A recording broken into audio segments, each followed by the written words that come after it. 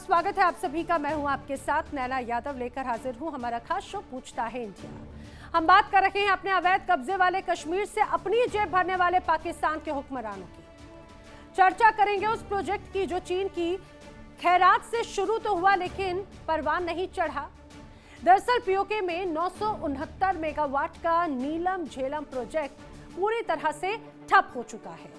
ये प्रोजेक्ट एक विवादित इलाके में बनाया जाना था, लिहाजा दुनिया भर के बैंक और अंतर्राष्ट्रीय संस्थाओं ने इसकी फंडिंग से इनकार कर दिया, जिसके बाद चीन ने पाकिस्तान को $448 मिलियन यानी लगभग 42,000 करोड़ रुपए की खैरात दी। एक्सपोर्ट इंपोर्ट बैंक ऑफ चीन के साथ पाकिस्तान सरकार ने समझौता किया और माना जा रहा है कि पाकिस्तान इस प्रोजेक्ट के जरिए नीलम नदी के पानी पर अपना अधिकार जमाना चाहता था। अब बताया जा रहा है कि प्रोजेक्ट के तहत सुरंगें खोदी गई, ट्रांसफार्मर हॉल और अंडरग्राउंड पावर हाउस बनाए गए। इसमें प्रति वर्ष 5.15 अरब यूनिट सस्ती बिजली मिलने और पाकिस्तान को सालाना 45 अरब रुपए का फायदा होने का दावा किया गया।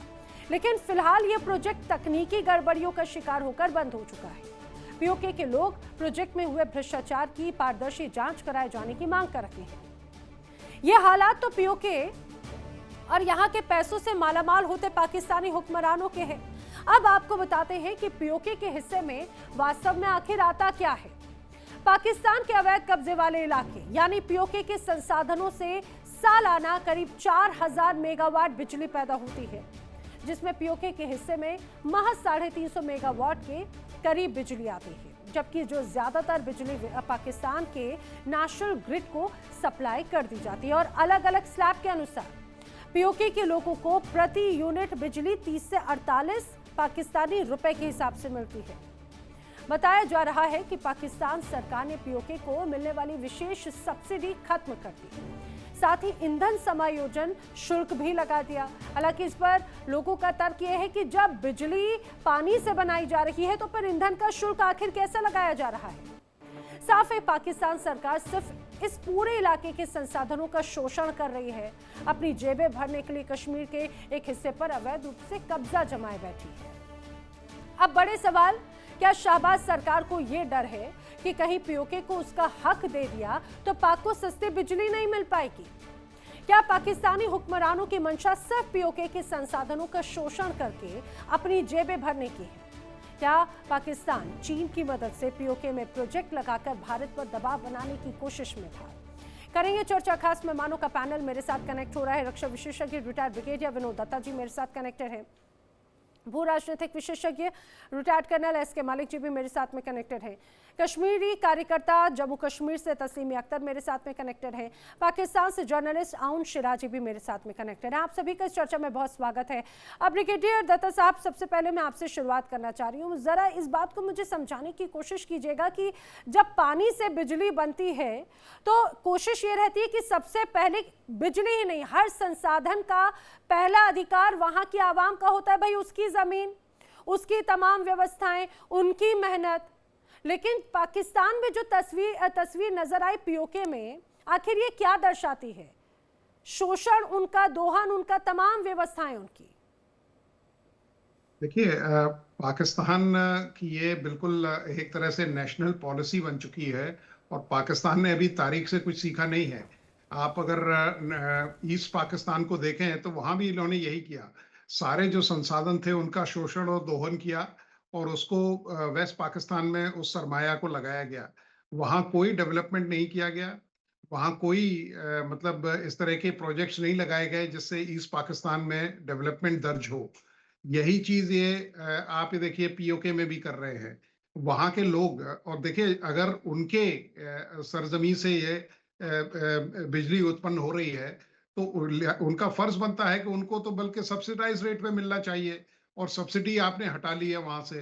तो यहाँ जितनी भी इस तरह के संसाधन हैं, आप चाहे पीओके को लें, चाहे आप बलूचिस्तान को लें या ईस्ट पाकिस्तान को तब लें जब वो पाकिस्तान का हिस्सा हुआ करता था, तो यहाँ सारी चीज जो है वो एक पंजाबी डोमिनेटेड जो कम्युनिटी है, चाहे वो सियासत में हो या फौज में हो, उनके लिए ये सारे संसाधन बनाए गए हैं। बाकी लोगों का जीने का कोई वहां अधिकार नहीं है। बाकी लोगों के पास केवल जो बुनियादी चीजें हैं वो भी मुहैया नहीं कराई जा रही हैं। आप देखिए वहाँ के लोग क्या मांग रहे हैं, वो ये जी। मांग रहे हैं कि साहब एक डिस्ट्रिक्ट हॉस्पिटल हो जिसमें बुनियादी जो चीजें हों, मशीनें हों, जो जांच हो वो उनको मुहैया कराई जाए। लेकिन अगर वो भी पाकिस्तान नहीं दे पाता है तो पाकिस्तान मतलब आप बताइए आवाम के लिए कर क्या रहा है। और एग्जैक्टली वहाँ सर, सबसे बड़ा सवाल तो यही है कि सरकारें या नीतियां किस लिए होती हैं, जनता के लिए। अच्छा, लेकिन आऊं शिराजी जी ज्यादा बेहतर तरीके से मुझे बता पाए शायद। अच्छा शिराजी साहब, मुझे जरा बताइएगा, ये जो नीलम झेलम प्रोजेक्ट है आखिर ये फेल क्यों हो गया, क्यों ठप हो गया है ये? अच्छा, सबसे पहले तो ये है कि आपको भी और जो ये ब्रिगेडियर साहब बैठे हैं इनको भी हकीकत का इल्म ही नहीं है। आप कह रहे हैं बिजली मिल नहीं रही, सब्सिडी नहीं है। भाई बिजली 3 रुपए यूनिट मिल रही है कश्मीर में, आज़ाद जम्मू कश्मीर में बिजली 3 रुपए यूनिट मिल रही है। और ये कोई स्लेब नहीं है कि 100 यूनिट 200 यूनिट कोई 1000 यूनिट भी इस्तेमाल करे तो 3 रुपए पाकिस्तानी यानी भारत के 1 रुपए यूनिट बिजली मिलेगी। और जो मैं इस्लामाबाद में इस्तेमाल कर रहा हूँ बिजली, वो मैं 38 रुपए यूनिट इस्तेमाल कर रहा हूँ। तो ये फर्क है जो आजाद कश्मीर के। और आपको जब बुनियादी नॉलेज ही नहीं होता, मुझे नहीं समझ आती कि आप बगैर नॉलेज के डिबेट शुरू किस तरह कर देते हैं। अच्छा। और बगैर नॉलेज के उसको लेके कैसे आगे अच्छा, चले जाते हैं। आपका नॉलेज अब में ये आगे ब्रिगेडियर बढ़ाऊंगी, साहब कह रहे ठीक है, हैं, आपका नॉलेज में आगे बढ़ाऊंगी। सब्सिडी की अगर बात करें तो ये जो जनता आवाम जो सड़कों पर उतर आई थी, आपके नॉलेज में है कि आखिर ये सड़कों पर उतरी क्यों? आपके नॉलेज में क्या अगर है कि आखिर उनकी उन समस्याओं का समाधान हुआ या नहीं? आपके नॉलेज में है कि कितने लोग 2 महीने के अंदर मौत के घाट उतार दिए गए? आप तो दिल पे ले गई ना। अब अगर नॉलेज की मैंने बात दिल पे करते लिया हैं है तो तो आपको मुझे सही ये सही बताएं जवाब कि देना पड़ेगा। 1990 से सही जवाब देना पड़ेगा आपको। अब मैंने दिल पे ले लिया, आप मुझे बता दीजिए 2 महीने में कितने लोगों को गोलियों से उड़ा दिया आपकी सेना ने? अब सुने ना, अब आपने दिल पे ले लिया, अब तो मुझे सही सही जवाब देना पड़ेगा। अब सुन लीजिएगा, दिल पे हाथ रख के सुन लीजिएगा ना, मैं सही सही जवाब देता हूँ कि 1990 से लेके आज तक आप देख लें कि कश्मीर में 1.5 लाख से ज्यादा लोगों को आपने Indian illegal occupied Jammu and Kashmir में शहीद किया है। मतलब पीओके की आपने बात वहां कर पे रहे हैं ना, गन का इस्तेमाल किया है। पीओके की बात कर रहे हैं ना, इलीगल ऑक्युपाइड कश्मीर तो पीओके है। कर रहे थे जिन सुने ना, सुन तो लेना, बताइए सुन तो लेना, सीने पे हाथ रख के सुन ले। अब आप दिल की बात, अरे बाकी सारे गेस्ट को भी लेकर आइएगा। जी कि इन लोगों पे जिन पे बोलिए जी, मैं ये कह रहा हूं कि जो लोग आपने 1990 से लेके आज तक जिनको अभी तक शहीद किया है, जो 1.5 लाख के करीब लोग बनते हैं, उनको Indian illegal occupied Jammu and Kashmir में जो भारतीय फौज ने शहीद किया, मुझे बताएं उनका क्या कसूर था? वो क्या आपसे डिमांड कर रहे थे?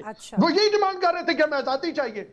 वो मुजाहिदीन आजादी मांग रहे थे। आप अच्छा, आपने जिन लोगों को आपकी सरकारों ने शहीद किया है, मैं कोट करना चाह रही हूं, जो शहीद किया है जिन लोगों को सड़कों पे उतरकर, आपने तो वहां पे उन लोगों को आतंकवादी करार दे दिया। मैं चाहूंगी जरा तस्लीमा यहां पर बात कहें। तस्लीमा, 1990 से लेकर 2026 तक की अगर ये बात कर रहे हैं, सड़कों पर इस तरह का प्रदर्शन आपने जम्मू कश्मीर में भारत के खूबसूरत हिस्से में देखा है? जो पीओके बलूचिस्तान में जैसे लोग सड़कों पर उतरे और यहाँ पर क्या हश्र किया गया? आदाब, अस्सलाम वालेकुम, जय हिंद एवरीवन।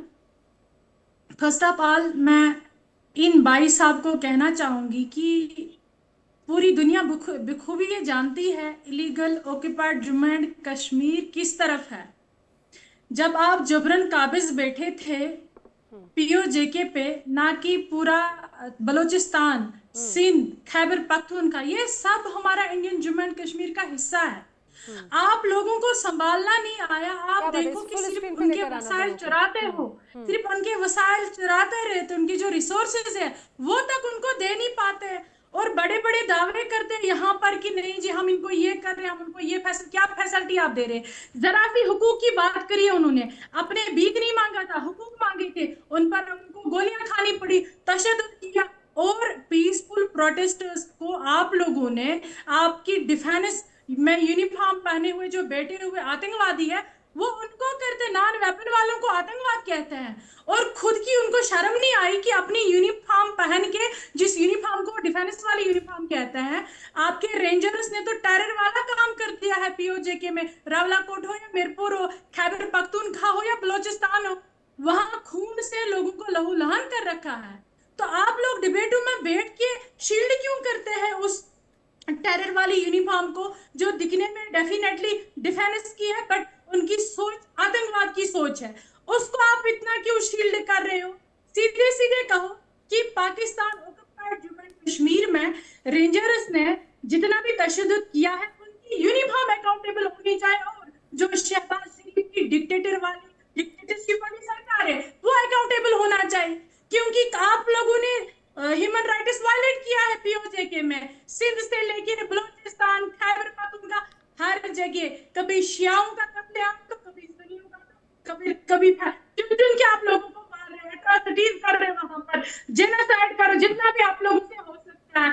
मुझे बताए जो रियल पत्रकार थे, जो अच्छे चैनल वाले आप लोगों को एक्सपोज करने वाले थे, उनको बैन क्यों कर दिया? इंटरनेट 2 महीने से शट डाउन क्यों हो रहा है वहां पर?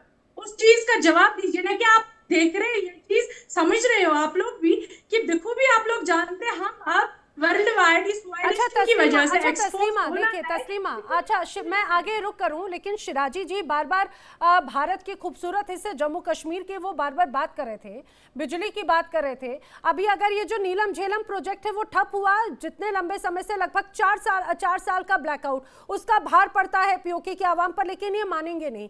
आप मुझे जरा बताइएगा, भारत के इस खूबसूरत जम्मू कश्मीर वाले इलाके में किस तरह से प्रगति हुई है, किस तरह से डेवलपमेंट हुआ है, जो शायद इनको नजर आता है लेकिन ये आंख मूंदना चाहते हैं क्योंकि जवाब देना पड़ेगा। आप नैना जी देखिए कि हमारे यहाँ पर वर्ल्ड जो बिगेस्ट ब्रिज है रेलवे का, वो जम्मू एंड कश्मीर में तैनात हुआ है इंडियन गवर्नमेंट के हवाले से। ये तो एक डेवलपमेंट वहां की दिखा। इनके प्रोजेक्ट ठप क्यों हो रहे? इन्होंने इससे भी चंदा लिया है, इससे भी बात करी है, फिक्स आपको देंगे ये प्रोजेक्ट। इनको चाइना वालों को बोलते आपको देंगे, अमेरिका वालों को भी अब उसमें उतारा आपको देंगे।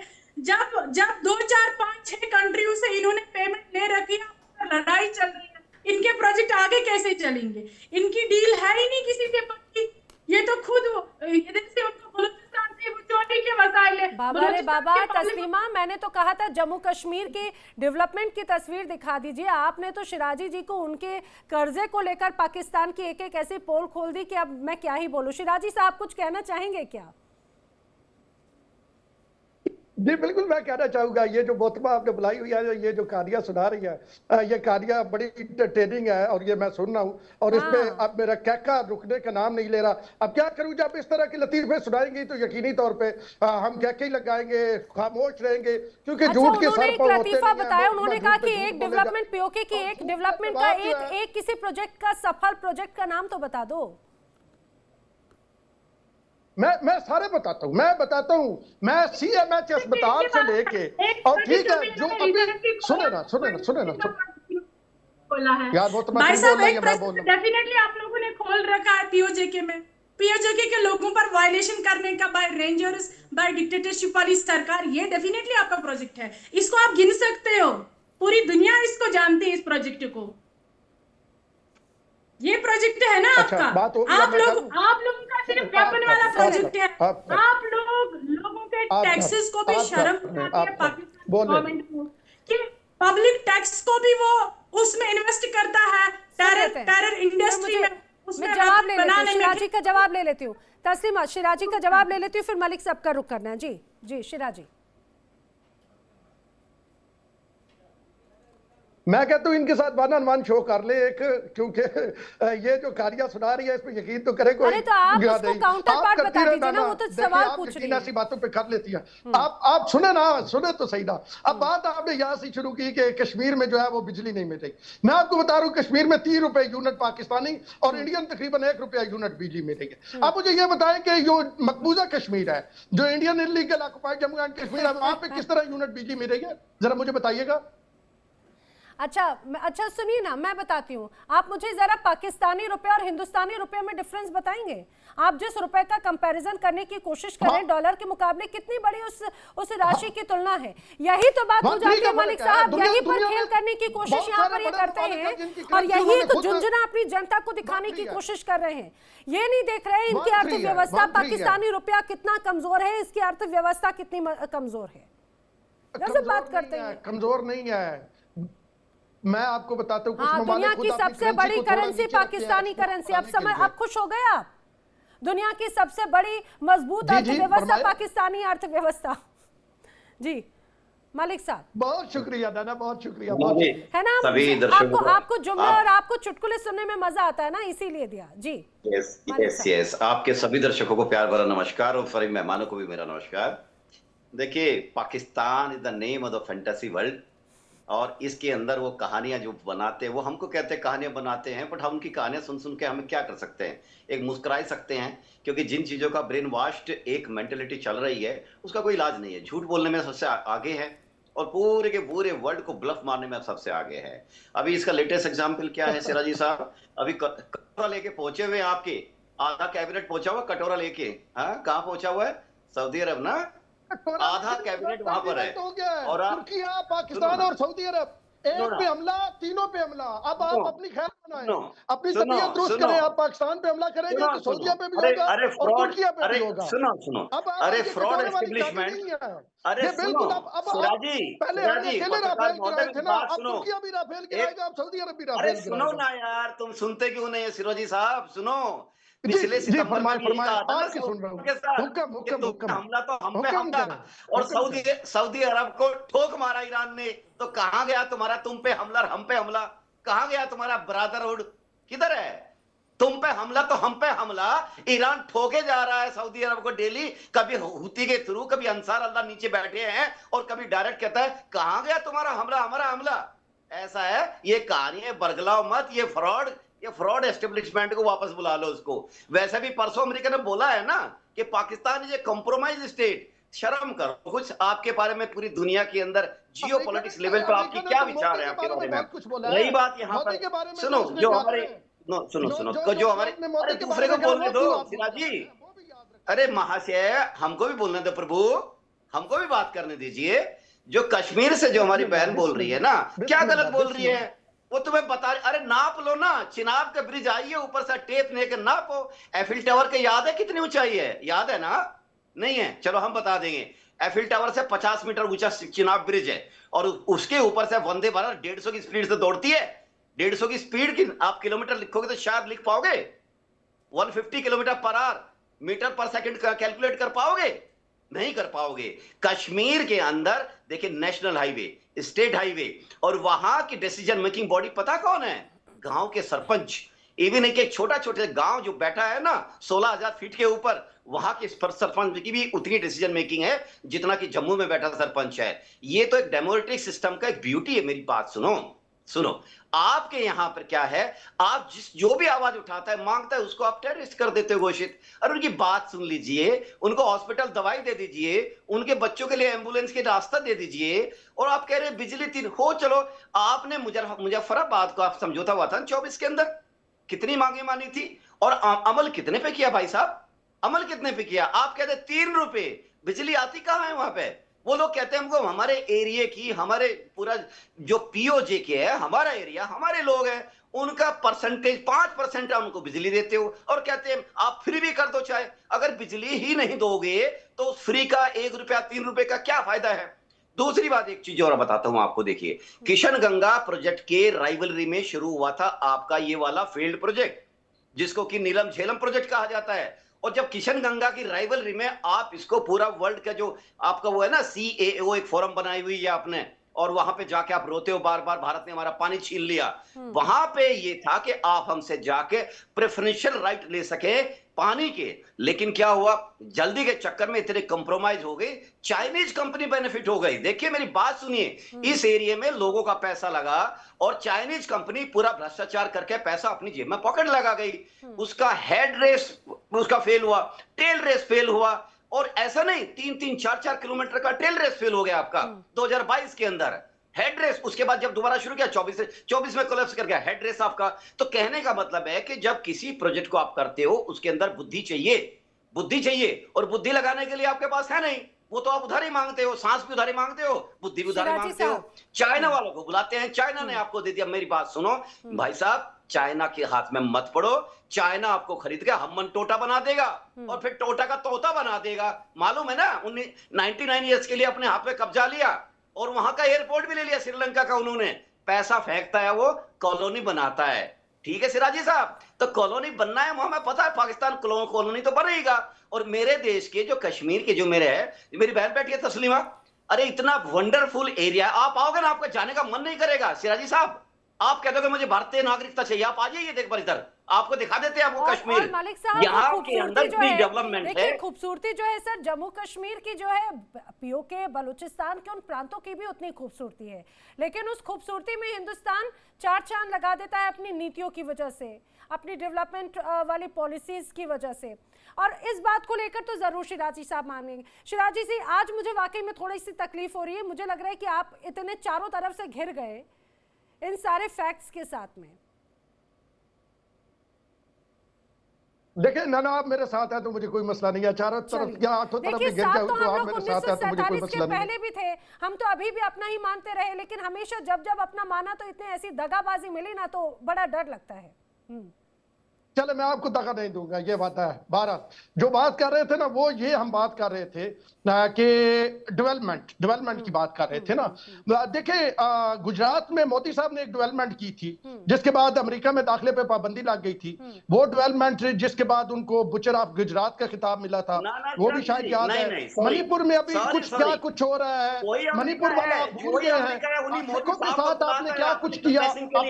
अब तो मेरी बारी है, अब तो मेरी बारी है, मैं आप बारी नहीं बोला, मैं आपकी बारी नहीं बोला, अब तो मेरी बारी है। नहीं, अच्छा शिराजी साहब सुनिए ना, मैं ये कह रहा हूँ देखिए आप यहाँ पे जब मलिक साहब ने कुछ बोला वो गलत नहीं बोला, इसलिए आपने बीच में नहीं टोका, लेकिन आप यहाँ पर गलत बोले तो उनका टोकना बनता है, वाजिब बनता है।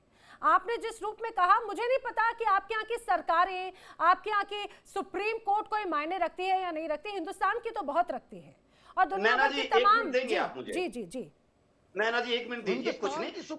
सिराजी साहब है, देखिए वो पाकिस्तानी पत्रकार है, तो पाकिस्तान का पक्ष रखना उनकी मजबूरी है, क्योंकि उनकी मेरे से सवाल पूछा है। देखिए जिस अमेरिका ने हमारे प्राइम मिनिस्टर साहब से उन दिनों पाबंदी लगाई थी, यही अमेरिका लालायित हो गया उनको अपने यहां पर, यानी ट्रंप साहब ने अपने ट्रंप 1 के कार्यकाल में मोदी साहब को बुला के स्टेडियम भरवाना चाहा, और भरवाना हाउडी मोदी करके अपने लिए कन्वेंसिंग कराई इनडायरेक्टली। इसके अलावा आपके देखिए वो ये वही मोदी साहब है जिनको 16 इस्लामिक कंट्रीज ने अपना सबसे ऊंचा तमगे दिए हैं। इसके अलावा हमारे प्रधानमंत्री, आज वो प्रधानमंत्री है जो 30 से 30 कंट्री के अभाव से उनके हाईएस्ट जो कंट्री के उनकी जो डेकोरेशन है उनके प्राप्त एक सवाल के जवाब देंगे सर। व्यक्ति हैं सर, मेरी बात सुनिए मेरी बात। पूरे वर्ल्ड की एनर्जी रिक्वायरमेंट पे एक सवाल का जवाब देंगे सर। बोलिए जी सर, बोलिए। ये मोदी साहब ने कहा ना इंडिया मदरलैंड है तो फादरलैंड है इसराइल, तो ये जरा कनेक्शन बता दीजिएगा, और डीएनए मैच करके अफगानिस्तान का ये जरा मदरलैंड और फादरलैंड वाला कनेक्शन भी जाते जाते बता दीजिए। और ये जो असले के जोर पे अफगानिस्तान पे कब्जा जिन्होंने किया हुआ है, जो आपको बहुत प्यारे लग रहे हैं, जिनके साथ आप हनीमून पीरियड मना रहे हैं, जो वहां पे बच्चियों को तालीम नहीं लेने देते, जो औरतों को खरीदो फरोख्त कर रहे हैं, उन तालिबान के साथ आप बैठे हुए हैं। तो आपकी डेमोक्रेसी कौन सी है? किस मुंह से आप डेमोक्रेसी की बात करते हैं? किस मुंह से आप ऐसी बातें करते हैं? भंगड़ा पा रहे थे उनके पास में, अफगानिस्तान की औरतों के कातिल हैं, क्योंकि आप सहूलतकारी कर रहे हैं तालिबान की, और आप जब तक तालिबान की सहूलतकारी करेंगे वहां पे जो जुल्म हो रहा है और जो इसराइली जुल्म कर रहा है उसमें बराबर की शरीक है। आप लोगों का दर्द ये है सिराजी साहब कि आज अफगानिस्तान भारत से मित्रता दोस्ती कर रहा है, ये आपका दर्द है, और इसलिए आप उन पर अटैक करते हो कि हम अफगानिस्तान को बिल्कुल सबक सिखाएंगे, क्योंकि वो आपके हाथ में खेलने से मना कर रहे हैं। भारत ने देखिए 20-25 साल तक अफगानिस्तान नहीं गलत मत दीजिए ना, लॉजिक अच्छा ठीक है, सुनिए अंशुराजी, वैसे हम डिट्रैक होते हुए नजर आए, लेकिन यही आपको अफगानिस्तानी, अब आपको उनकी नीतियां बड़ी तालिबानी, आपको बड़ी बर्बाद वाली नजर आने लगी। इसको बनाया किसने? कौन सी ताकतों ने बनाया था? आप भूल गए क्या? जब इसी तालिबान ने पाकिस्तान के साथ में मिलकर जब अमेरिका के तमाम जो अधिकारी थे उन्हें जब दूर पवेलियन लौटाया था, तो आखिर कौन वहां पर जाकर चाय की चुस्कियां ले रहा था? अब जिसके लिए आपने हिंदुस्तान को एक तरह से कहा जाए कि छिटक दिया, हिंदुस्तान को टारगेट करने के लिए तालिबान को आपने बनाया, अब वो आपकी नहीं सुनता, तो अब आपको वो आंखों का तारा नहीं बल्कि आंखों के लिए कांटा लगने लगा है दत्ता साहब। और यही ऐसा ही हाल होगा ये जिस प्रोजेक्ट के साथ में जो अभी कर रहे हैं। अब पीओके में भी जो तमाम ऐसे अलग अलग संगठनों को इनने तैयार किया, बलूचिस्तान में तैयार किया, वो भी अब इनकी नहीं सुन रहे, तो अब उनको आतंकवादी नजर आने लगे हैं। यही बात तो राणा सनाउल्लाह खान ने कही थी ना कुछ दिनों पहले। बिल्कुल, देखिए ठीक कहा आपने, क्योंकि आपने जिन भस्मासुरों को जन्म दिया है, हाँ। वही आपके सर पे हाथ रख रहे हैं। आप ये देखिए, जब तक तालिबान को आप सपोर्ट कर रहे थे, तब तक आप बिल्कुल वो कहते हैं हनीमून फेज में थे। उसके बाद जैसे ही उन्होंने बंदूकें आपकी तरफ तान ली, तो पाकिस्तान को तकलीफ हो रही है। आप ये देखिए, सबसे बड़ी जो कमी है पाकिस्तान में, वो ये देखी जाती है, जैसे कर्नल मलिक साहब ने बिल्कुल सही बताया, क्योंकि मेरी खुद बुनियादी तालीम कश्मीर में हुई है, मैंने 3 टेन्योर वहां किए हुए हैं, तो मैं कश्मीर को काफी नजदीक से जानता हूँ। जितना डेवलपमेंट हमारे कश्मीर में लोगों के पास दिया गया है, जितनी सनत वहां लगाई गई है, जितनी वहां आप देखिए आज मतलब ट्रेन 150 किलोमीटर पे वहां पहुंच रही हैं, सरपंच वहां डिसीजन ले रहे हैं। लेकिन पाकिस्तान में तो यही है कि तुमने ज्यादा कुछ आवाज उठाई तो आपके सर पे पंच मिलता है, तो सरपंच का तो वहां कोई रोल है नहीं।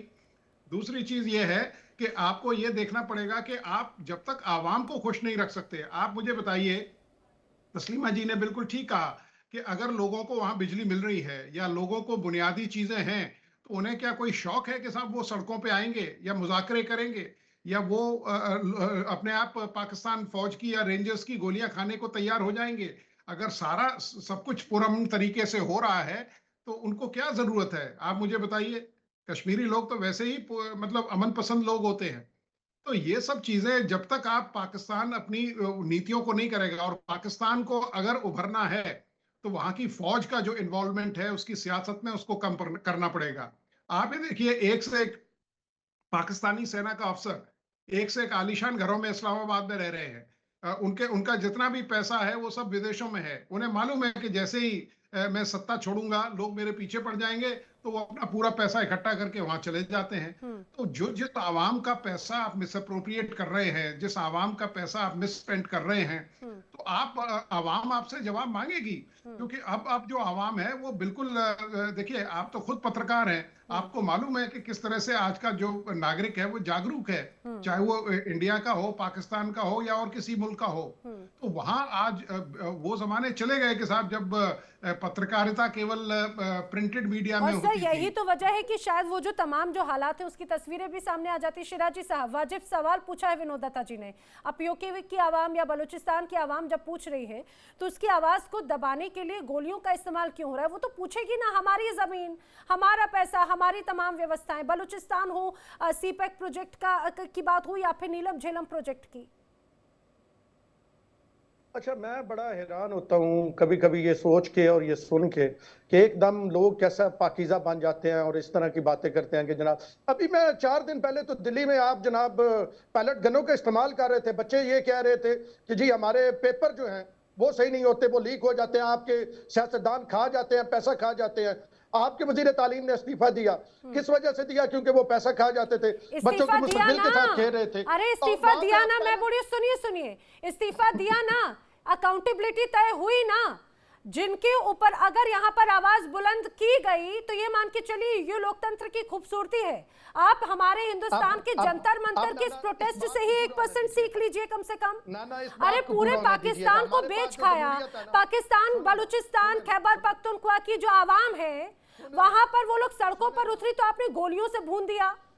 उस प्रोटेस्ट से, हिंदुस्तान के प्रोटेस्ट से 1% ही सीख ले लेते कम से कम। सुने ना, देखिए हमारे पास जो है ना जमहूरियत, वो है बरतानिया से, हमने मतलब बरतानवी जमहूरियत। और हमारे जो वजीर आजम पार्लिमानी निजाम है ना, उसमें पार्लिमानी निजाम है, उसमें कलेक्टिव रिस्पांसिबिलिटी होती है। कलेक्टिव रिस्पांसिबिलिटी मीन एक कैबिनेट का कोई बंदा काम करेगा तो पूरी कैबिनेट की रिस्पांसिबिलिटी है और वजीर आजम की रिस्पांसिबिलिटी है, कलेक्टिव रिस्पांसिबिलिटी। अगर उससे रिजाइन लिया गया तो पीएम मोदी भी इतने ही उसके गुनाहगार हैं। कलेक्टिव रिस्पांसिबिलिटी की बात है ना। अगर आप कहती हैं उसे गलत किया, मतलब अभी जो भ्रष्टाचार हुआ, उस भ्रष्टाचार की जिम्मेदारी पूरे पाकिस्तान सेना की। जी, वैसे मैं मालिक साहब का रिएक्शन लूं, लेकिन यहाँ पे कुछ तस्लीमा कहना चाह रही हैं आपकी इस बात को लेकर। तस्लीमा, अगर पीओके में, बलूचिस्तान में जनता अगर मारी गई, तो वहां पे सिर्फ सेना की एक की रिस्पॉन्सिबिलिटी नहीं, पूरी सेना सरकार की जिम्मेदारी है। जी जिस डेमोक्रेसी पाकिस्तान की फेलियर डेमोक्रेसी की ये बात कर रहे हैं, फिर 2 महीने से वहां इतनी कत्लो गारत ना होती, इतना वायलेशन आपकी पंजाबी पाकिस्तानी रेंजर्स ना करते इनोसेंट्स पे। आप देखो कि इंडिया कितना सेक्युलर कंट्री है और कितना पीसफुल कंट्री है, उसने पूरी दुनिया को ये दिखा दिया। छोटे छोटे बच्चों ने प्रोटेस्ट किया, अपनी डिमांड रखी और सरकार ने उस डिमांड को ओबे करा है। और सरकार ने जिसकी बात आप कर रहे हैं उसने इस्तीफा दिया, उसने वो दिखा दिया कि हमारे यहाँ पर डेमोक्रेसी को कितना वैल्यू है। यही जनता कल उसको दोबारा जिता सकती है और इसी जनता ने उसको सीट दी थी। आज उसने उस जनता को दिखा दिया मेरी शिरा जी, आपकी शिरा जी, नहीं है। शिरा जी, अगर क्या आप- पाकिस्तान में ये अकाउंटेबिलिटी है क्या? पाकिस्तान में अकाउंटेबिलिटी है क्या इतनी? शिरा जी, मुझे सिर्फ ये बता दीजिएगा कि ये जो मोहतरमा आई हुई हैं ये कौन से कश्मीर से हैं, ये मतलब इन इलाका कौन सा है, ये जो जम्मू कश्मीर बात कर रही हैं, जरा काइंडली मुझे बता जम्मू दीजिएगा। एंड कश्मीर से। I am from proud Indian Jammu and Kashmir. देखिए, ओके, हाँ बस यही मैं कह रहा था ना कि देखिए अब आप अपने लोग बिठा के उनको अपने कश्मीरियों का नाम दे के और फिर उनसे इस तरह की बातें अपने करवा लोग, के मैं तो हाँ, और फिर वो हमारे उनसे ही तो हैं। मतलब इस तरह की अरे कहानियां हमारे सुन के- ही हैं। क्या मोहतरमा बात सुने, मोहतरमा बात मैडम सुने, जी, आप इसको मुझे बात बोलो, तो करने दो, शिरवानी मुझे तो को करने जानते देना, हो? बात तो आप पूरी डू करें। यू नो शिरवानी साहब? शिरवानी साहब मुझे तो कुछ बात- जानते ही होंगे ना। मैं अच्छा, शिरवानी साहब आप के बात बिलोंग सुन करती हूँ, जिससे आपने कबालियों को उस टाइम खदेड़ा आप- था। और आप लोग आप जब शेरवानी काबिज के बैठे हैं या लांगकोट वाले हैं, मेरी बात सुन लेना। नालायक अब बात तो फौज को सुनो कैसे है। खदेड़ा था अच्छा, जब आप हमलावर हुए थे। और आप क्या बात करने के लायक है और आप रियल सिटीजन उसको पूछ रहे हैं। आप कौन बैठे हैं मेरी आइडेंटिटी का मैं आपको अपनी आइडेंटिटी बताओ, मैं जम्मू कश्मीर से हूँ या नहीं हूँ। आप कौन होते हैं? आप तुमको अपनी आइडेंटिटी दिखाओ कि आपको पाकिस्तानी ऐसे एटीट्यूड है, कहाँ की आइडेंटिटी का दिखा बिठा के रखा है। देखिए मुझे लग रहा है कि यहाँ पर इतनी ढेर सारी बातें थी बोलने की। मलिक साहब या दत्ता साहब, यहाँ पर तो तस्लीमा ने हम ही को निशब्द कर दिया। यहाँ पर शिराजी साहब क्या निशब्द होंगे, हम ही को निशब्द कर दिया। लेकिन ये हकीकत है शिराजी, भले ही आप इस बात को स्वीकार ना करें, लेकिन दबी जुबान पे दिल पे हाथ रख के बोलिएगा कि जो हकीकत दिखाई गई आप उसे मानते हैं या नहीं। ये एक बड़ा डिफरेंस है, इसे समझना होगा। वक्त इतना ही था, मुझे यहाँ पर एक छोटे से ब्रेक के लिए रुकना होगा। तमाम खबरें आगे भी जारी हैं, आप सभी मेरे साथ इस चर्चा में शामिल हुए, आप सभी का बहुत बहुत हाजिर होंगे एक छोटे से ब्रेक के बाद। देखिए इंडिया डेली 24/7 अब आपकी स्मार्ट टीवी पर। इंडिया डेली मौजूद है सभी डिजिटल प्लेटफॉर्म पर लाइव और लगातार। इंडिया डेली 24/7 हर दिन राष्ट्र को समर्पित।